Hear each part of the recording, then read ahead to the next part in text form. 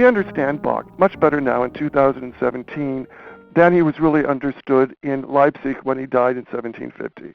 But at the same time, we don't understand him. And here's what I mean.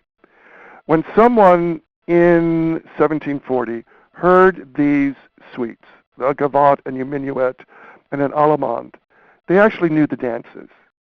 They had a physical knowledge of, oh, here's where I move to the left, here's where I do a little jeté, here is where I do a plie, it's like watching a football game and knowing what it feels like to catch that football in your sweet spot. Right. No one has that physical memory of these pieces now. Well, tell us why you developed such a specialty in Bach. Well, Bach is the most important composer in my life. I remember vividly, I was in 6th grade, and I was starting to play the two-part Inventions. And I was on a bus going home from school, and these girls on the bus were going crazy over the Beatles and how he wanted to hold their hand and all that. And I was thinking, this is absurd.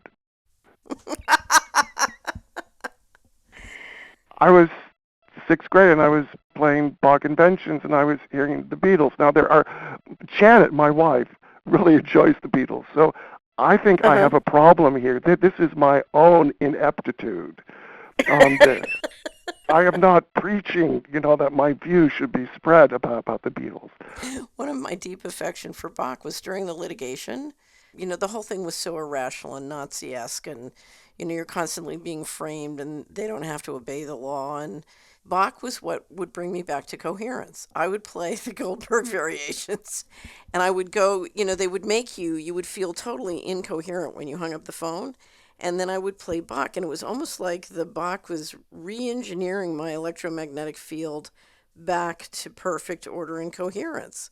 And so there's something about Bach that really brings you back into sharing a higher mind with another human. One of my great moments on the Solari Report was interviewing Dr. William Tiller, who, when he was head of material sciences at Stanford, had done research on whether or not human intention could change material reality, including at great distances. And I asked him what he thought of community prayer, and he said, well, you have to be very careful. If the people doing the praying are coherent, it helps, but if they're incoherent, it makes matters worse.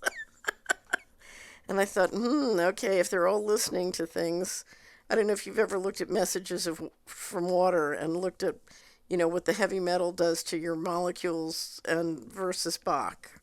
To me, Bach produces the most beautiful molecular structures in your water.